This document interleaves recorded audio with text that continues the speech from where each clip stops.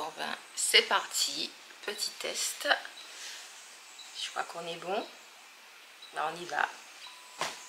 Hello hello, ben moi c'est Jessica. Certains d'entre vous m'ont connue sur Instagram à partir de 2020, partageant la rénovation de mon appartement, partageant mes idées déco, partageant ma passion pour la décoration, la rénovation, le bricolage. Vous avez pour certains d'entre vous suivi le chantier de ma soeur en Guadeloupe. Et puis pendant environ 2 ans, ben, j'ai un petit peu tout arrêté. Alors pourquoi j'ai tout arrêté? Parce que j'avais autre chose à faire, d'autres objectifs et des objectifs pas en adéquation avec l'objet de ce compte Instagram. Donc j'ai fait le choix d'arrêter tout simplement et je reviens aujourd'hui vers vous sur YouTube. Voilà, je me lance dans ce projet parce que pendant ces 2 dernières années, j'ai beaucoup consommé du contenu YouTube, des podcasts.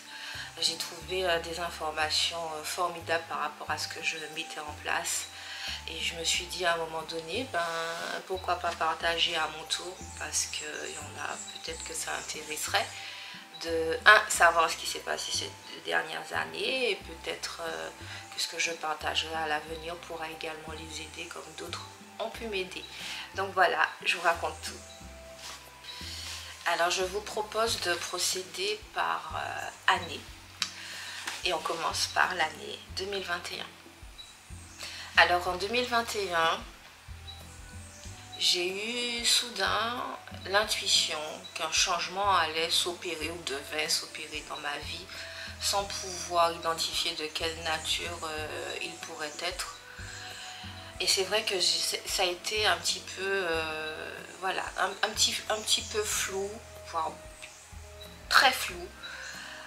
Mais je savais que je devais me préparer à quelque chose. Alors la sensation très concrète que j'avais, c'est que je sentais que j'arrivais dans un carrefour et qu'à un moment donné, dans ce carrefour, il fallait que je prenne une autre direction. Sans pouvoir identifier s'il s'agissait d'une nouvelle route dans ma vie personnelle ou dans ma vie professionnelle, c'était absolument flou, mais je savais que j'arrivais dans ce carrefour. La décision que j'ai prise en 2021, c'est de m'y préparer et à savoir que s'il s'agissait d'un changement d'un point de vue professionnel, alors que j'aimais beaucoup ce que je faisais, il fallait à ce moment-là que je me prépare et que j'opte pour quelque chose que j'aime. C'est la raison pour laquelle j'ai décidé d'entamer un processus de formation en décoration d'intérieur et design d'espace, puisque là est une de mes passions. Et c'est comme ça qu'arrive l'année 2022 et que j'entame ce processus de formation. Donc dès janvier 2022, je démarre avec une formation assez intensive puisque je dois concilier ma vie professionnelle. C'est le choix que j'ai fait, c'est de poursuivre mes activités professionnelles pendant cette année de formation. Donc j'avais des cours à 4 h du matin, pour certains que je pouvais regarder en différé. J'avais des devoirs à remettre et puis majoritairement les cours en ligne avec en support en cas de besoin des rendez-vous avec mon école qui était basée à Paris. Donc j'ai commencé comme ça l'année 2022 et puis très vite la vie te rattrape. Hein. J'ai commencé à avoir de nouveau des douleurs au niveau du dos. Voilà, c'est chronique chez moi. Je sais comment gérer tout ça, mais n'empêche que je commence 2022 un peu comme ça. Et puis, certains d'entre vous le savent que mon père il tombe malade. Voilà, il tombe malade réellement aux environs du mois de mars. On est encore à la période du coco vivide et on pense que c'est ce qu'il a, mais au final c'est pas ça. Très rapidement je dois quitter la Martinique pour regagner la Guadeloupe parce que son état de santé se dégrade. Et puis bon, on va la faire courte, très rapidement mon père décède. Voilà, en 3 semaines il est parti. Donc ça a demandé vraiment de tout accepter très vite et d'avancer très très vite et de se dire waouh, comme ça. Alors qu'encore en janvier, je discutais avec mon père de ma formation. Le projet c'était qu'il vendrait sa grande maison qui lui servait pas à grand chose et que je l'accompagne dans la construction de sa maison pour ses vieux jours. C'était ça le projet, c'était ça notre dernière vraie discussion. Et arrive ça, comme ça. Donc une fois que ça s'est fait, une des réflexions qui nous vient immédiatement avec ma soeur et mon frère, c'est que papa avait des projets, il est parti comme ça. Voilà. Sans crier gare, brutalement, violemment. Et que la vie, c'est un rappel que la vie, elle passe très vite. Voilà. L'année 2022 se poursuit avec mes cours que je dois quand même suivre, mes devoirs que je dois quand même remettre. Moi-même, j'attrape le Covid après mon fils, je l'attrape même 2 fois. Voilà. 2 souches différentes à moins de mois d'intervalle. Covid long, mais n'empêche que la vie continue. Le corps est affaibli, mais on avance tout de même. On fait bonne figure, on essaie de mettre les bonnes choses dans les bonnes cases pour aller bien, pour accepter le décès, pour accepter tout ce que ça occasionne comme changement.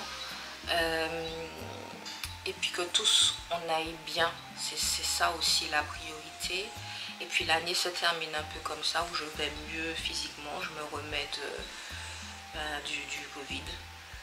Et puis ma période de remise de mon dossier d'examen, et puis en fin d'année, je suis enfin diplômée. Et je suis très contente parce que ça a été très difficile. Je n'ai jamais pleuré pour un examen, mais là, j'ai pleuré pour cet examen-là. J'ai pleuré le jour où j'ai effacé mes plans. J'ai effacé une partie de mes plans techniques. Et quand on fait des plans, si on ne se rend pas compte qu'on a effacé une partie du travail alors qu'on a avancé sur le plan d'éclairage par exemple, c'est un petit peu compliqué, il faut un petit peu tout rebalayer pour tout vérifier, en sachant que sur ce genre de formation, une erreur est éliminatoire. Donc j'ai pleuré ce jour-là, j'ai vraiment pleuré ce jour-là. C'était la veille de l'anniversaire de ma soeur, on avait fêté en Guadeloupe, j'étais en Guadeloupe à ce moment-là, et puis j'ai tout fermé pendant 48 heures. Je fais une pause parce que mon fils vient de rentrer, il faut que j'aille lui ouvrir.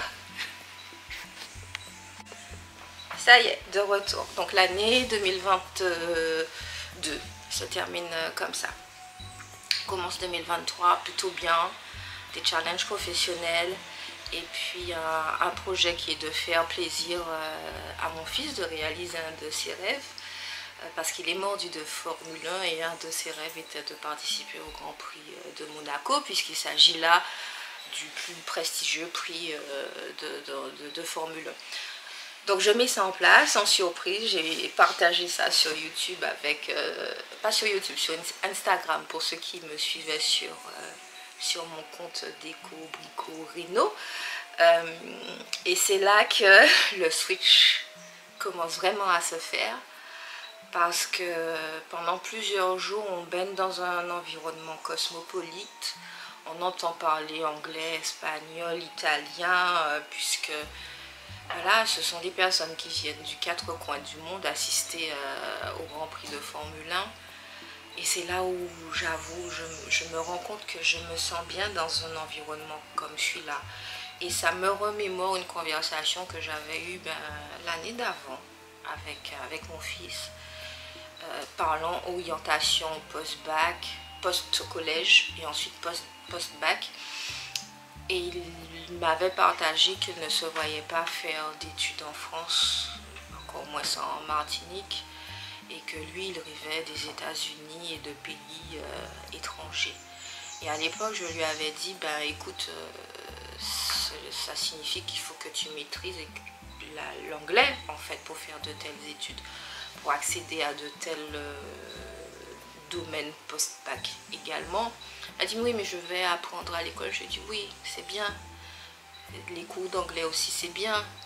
Mais ce n'est pas suffisant, en tout cas de mon point de vue, pour maîtriser réellement une langue, pour en faire une seconde nature et pour poursuivre des études supérieures dans cette langue. Donc ça, c'était dans un coin. Et c'est à cette occasion-là, en revenant de Monaco, que on a ce qu'on appelle, j'ai découvert le mal du voyage, mais vraiment, hein, le mal du voyage. Et puis il faut remettre ça aussi dans le contexte. Hein. on est dans un contexte post-Covid où on n'a pas pu voyager avec cette histoire de vacciner, pas vacciner, bref. Nous, on n'a pas pu voyager et alors qu'on avait l'habitude de le faire régulièrement. Et c'est vrai que c'était notre premier grand voyage après cette période-là. Donc on a eu ce petit mal du voyage tous les deux. Lui un peu moins que moi, mais voilà, tous les deux. Et puis on a repris notre vie. Quelques semaines après, je partais en déplacement professionnel à Paris. Et c'est là où ça a pris une autre ampleur. À savoir que pendant 3-4 jours, je n'ai pas du tout dormi parce que je ne me sentais tout simplement pas bien. Vraiment, je ne me sentais pas bien. Et j'avoue que j'avais déjà en tête le fait, puisqu'il s'agit de ça, de quitter la Martinique, mais sans me l'avouer. Je sais que je le disais quelquefois, que je disais que j'y réfléchissais, que j'avais envie de ça, mais je ne me l'avouais pas, mais je ne l'acceptais surtout pas. Et je pense que c'est pendant ce déplacement professionnel qu'en fait tout ça m'a sauté à la figure. Et j'ai vraiment dû me rendre compte de tout ça et commencer à me dire, Jess, il y a un problème. Parce que mon vol retour vers la Martinique a été dérouté à cause de la tempête Brett. Donc en plein vol, on nous annonce qu'on ne pourra pas atterrir en Martinique et que du coup nous sommes déroutés vers la Guadeloupe. Et je suis contente à ce moment-là. Je me dis ouais, une aventure. Et je me dis, ben Jess, tu as besoin d'aventure, tu as besoin d'autre chose, il faut l'accepter. Et ce qui m'a commencé à me culpabiliser, c'est quand le lendemain, je rentre finalement en Martinique. Je trouve la Martinique magnifique parce que l'avion est passé à côté de la montagne Pelée. On a eu une vue extraordinaire. Et en même temps, quand j'ai récupéré mon véhicule et que j'ai traversé la rocade pour rentrer chez moi, j'ai trouvé la Martinique pas belle. Et ça m'a littéralement crevé le cœur. Je n'aurais jamais pensé ressentir ça aussi fortement, aussi violemment, et je vous le dis encore avec beaucoup d'émotion. Moi, la Martinique, c'est mon petit coin de paradis. Je suis guadeloupéenne, vraiment. J'ai l'habitude de dire que je suis profondément guadeloupéenne et absolument martiniquaise. Mon père était guadeloupéen, ma mère est martiniquaise et vit en Guadeloupe depuis son adolescence. Donc j'ai toujours connu la Martinique. Moi, les moindres vacances, j'étais en fait en Martinique. Quand ma mère et ma soeur partaient en France, parce que ma soeur allait en cure chaque année. Moi, je ne voulais pas. Je les ai accompagnés une fois en France. J'ai dit, je ne remets pas les pieds là. C'est pas chez moi. En plus, on m'a traité de sale arabe parce que voilà, j'ai quelques traits physiques qui apparemment me rapprochent de la communauté arabe. Et même que, je me rappelle, en me traitant de sale arabe, j'avais ma corde à sauter. Et puis, il y a un gamin qui a récupéré la corde à sauter et puis m'a frappé avec la corde à sauter. Donc, j'ai dit, moi, je ne retourne pas là. Moi, je vais chez mamie. Je vais en Martinique chez mamie. Voilà, c'était ça mon truc. Donc, mon attachement à Martinique a toujours été très, très, très, très fort. Donc, quand j'ai eu mon bac, j'ai plié bagages. Et je suis venue en Martinique et ça fait 26 ans, je crois, maintenant, que je suis en Martinique. Alors, trouver tout d'un coup la Martinique moche, mon Dieu, c'était affreux. C'était absolument affreux. Au point que le lendemain, la santé en a pris un coup. Ma tension artérielle était beaucoup trop élevée. Voilà, j'ai été arrêtée pendant, je crois, environ 2 semaines pour stabiliser tout ça. Et ça m'a vraiment fait peur, mon état de santé. Hein, vraiment, vraiment, vraiment. Mais pour aller mieux, dans ces cas-là, il faut accepter ce qui est. Vraiment. Et c'est le choix que j'ai fait de me dire, ben Jess, la Martinique ne te suffit pas. Voilà, il ne s'agit pas de la trouver moche parce qu'elle ne te suffit pas. Tu sais qu'elle n'est pas moche. tu sais que c'est juste toi qui es plus en phase alors que tout va bien dans ta vie, hein. Professionnellement parlant, je suis bien dans ce que... j'étais bien dans ce que je faisais parce que depuis, j'ai quitté mon travail là le 31 mars 2025. J'aimais l'environnement dans lequel je travaillais, les personnes avec lesquelles je travaillais, ce que je faisais sans pour autant idéaliser tout ça. Ça reste du travail, hein, parce que moi le travail reste le travail. Voilà, moi tout allait bien, vraiment tout allait bien. Je faisais mon petit travail de deuil, on le faisait ensemble entre frères et sœurs. Et puis voilà, et puis il y a ça qui arrive et qui m'éclate au visage. Donc j'ai accepté tout simplement que j'avais besoin de changement et qu'il fallait que j'aille voir ailleurs. Alors j'en rediscute de ce projet d'aller voir ailleurs, de quitter la Martinique en adéquation avec l'échange que j'avais eu avec mon fils. Et j'ai à nouveau cet échange avec lui et puis il me dit oui on part. Je dis oui mais est-ce que tu es prêt à... On quitte quand même la famille, on quitte ton papa, on quitte les mamies, on quitte les... Alors il n'est pas très copain mais on quitte quand même les copains, on quitte un environnement qui est connu.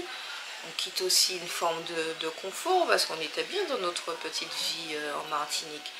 Il me dit oui, on y va. J'en discutais avec le père de mon fils, voilà, qui bien auparavant était, je le tenais informé de mes réflexions, de mon processus de réflexion. Et puis en accord avec lui, voilà, j'entame réellement la réflexion sur le où en fait, où on va aller.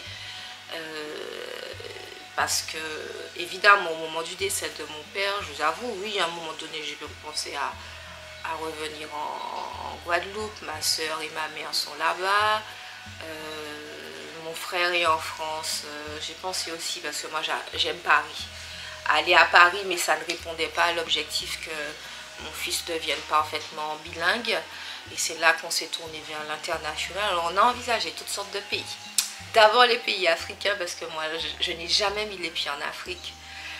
Mais j'ai toujours eu depuis petite cet attachement et cette conscience d'où on venait en partie. Et j'ai une intuition en moi qui me fait dire qu'un jour je mettrai les pieds en Afrique, ce sera chez moi. Ce sera définitivement chez moi. Donc on a envisagé l'Afrique du Sud. On a envisagé le Rwanda. Alors l'Afrique du Sud, je n'ai pas été convaincue parce que j'ai eu des avis assez divergents en matière de sécurité. Et c'est là qu'on se rend compte qu'on a des Guadeloupéens, des Martiniquais dans notre réseau un peu partout dans le monde. C'est extraordinaire. Alors l'Afrique du Sud en matière de sécurité, j'ai pas du tout été convaincue. J'avais trop d'avis divergents. Le Rwanda, sur le papier, ça semblait formidable. Mais je connais mon fils, je sais que ça ne lui aurait pas plu. Alors moi j'ai envisagé Bali, il m'a dit non parce que c'est pas l'image qu'on nous vend. Et il a raison, quand tu pousses un peu les recherches sur Bali, ce n'est pas du tout ça. Qu'est-ce qu'on a envisagé encore? Je sais plus. Et puis j'étais quand même arrivée dans une impasse parce qu'on était très méthodique. Hein. Post-it, cartes. J'avais même un tableur avec tous les critères primordiaux. Évidemment, le premier critère, c'était notre sécurité. Le deuxième critère, c'était le fait qu'il puisse apprendre l'anglais.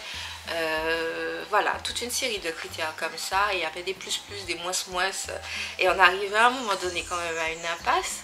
Et c'est là que j'ai une conversation avec deux amies qui sont cousines. Et sans se concerter, à quelques minutes d'intervalle, quand elle me demande alors Jess, où tu en es de ta réflexion, c'est là qu'elles me parlent toutes les deux du Canada.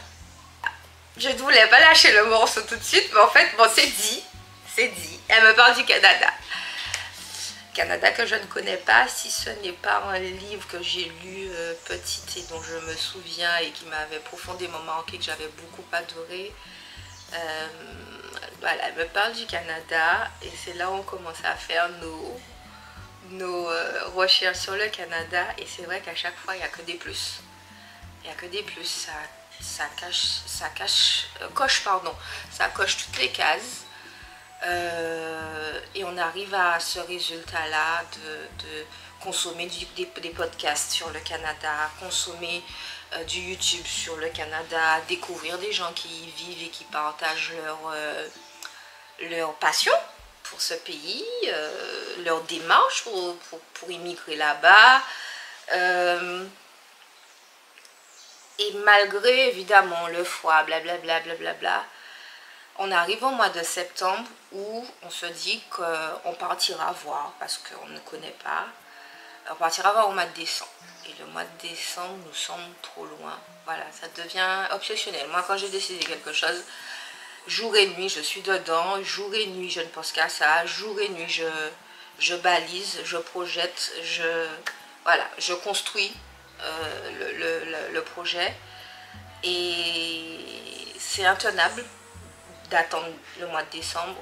Et je boucle un séjour au Canada au mois d'octobre pour les vacances de la Toussaint. Et c'est comme ça qu'on part pour les vacances de la Toussaint.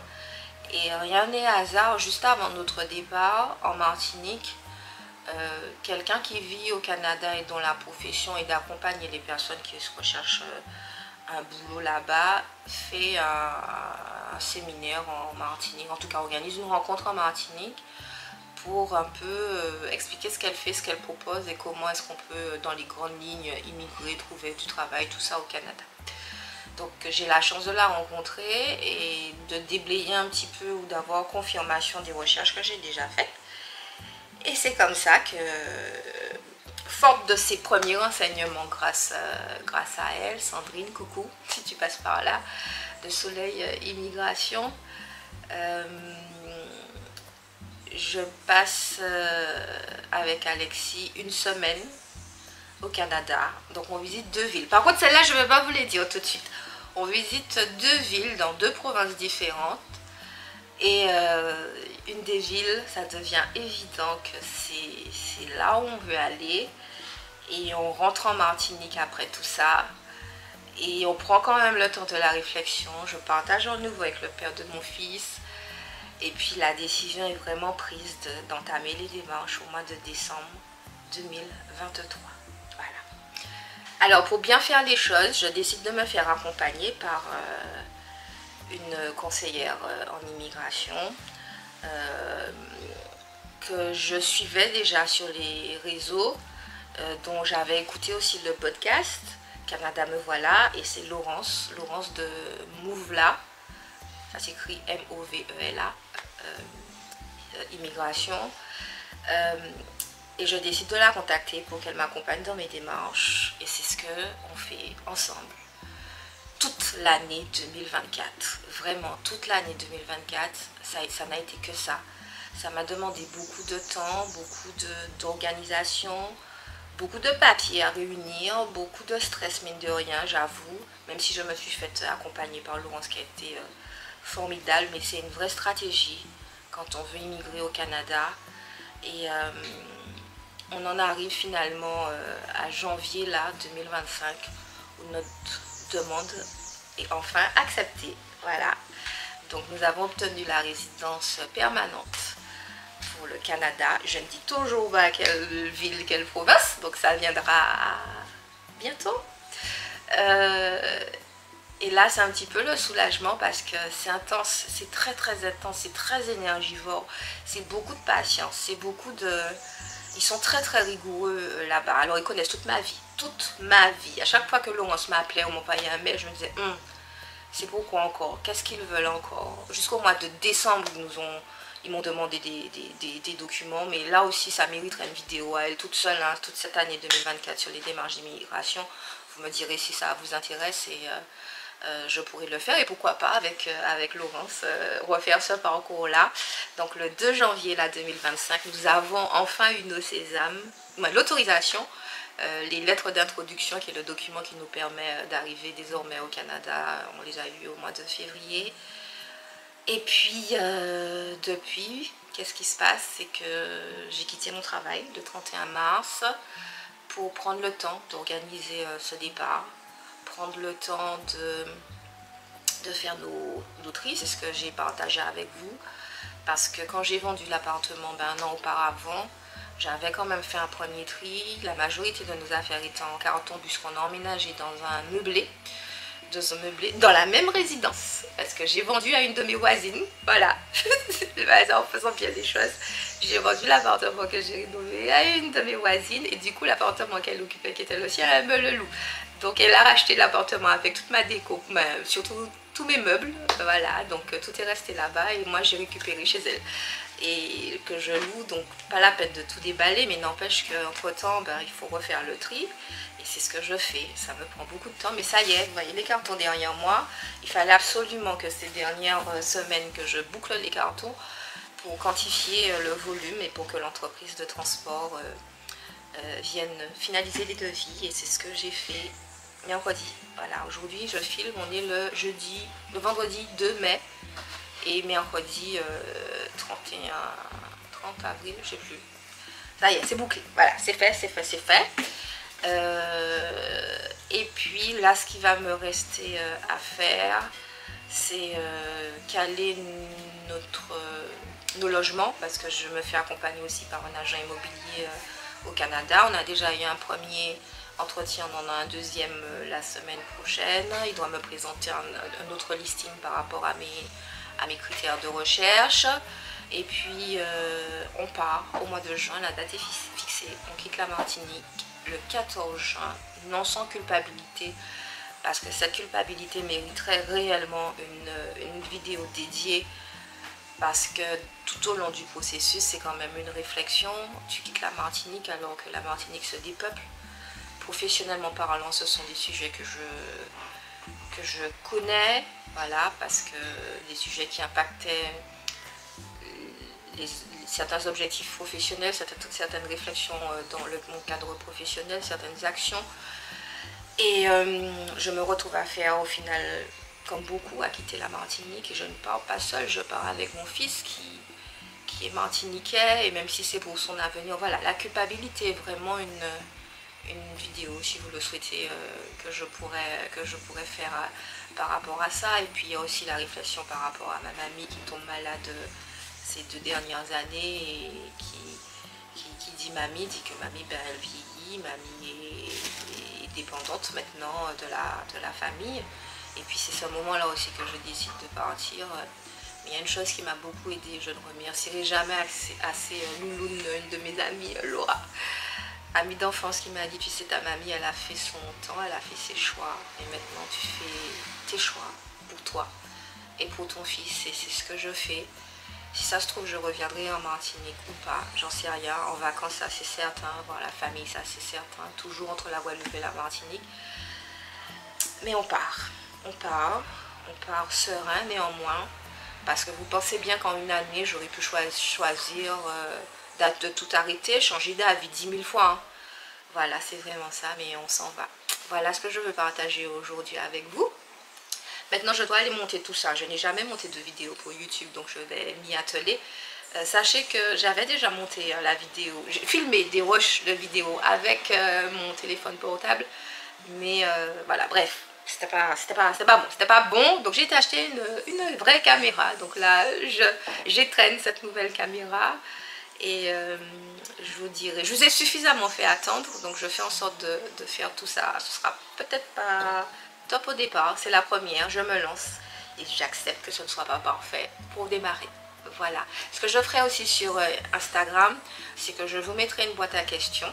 Si vous avez des questions suite à cette vidéo, si vous voulez que je développe des sujets, vous me mettrez tout dans la boîte à questions ou en commentaire sur cette vidéo YouTube, et ce sera avec plaisir parce que j'ai plein de choses à vous partager. L'objectif, c'est de vous partager également notre nouvelle aventure pour aider comme d'autres m'ont aidé. Et ça aussi, ça pourrait faire l'objet d'une vidéo. Tous les podcasts que j'ai écoutés, tous les comptes YouTube que je suis désormais par rapport à ce projet de départ au Canada.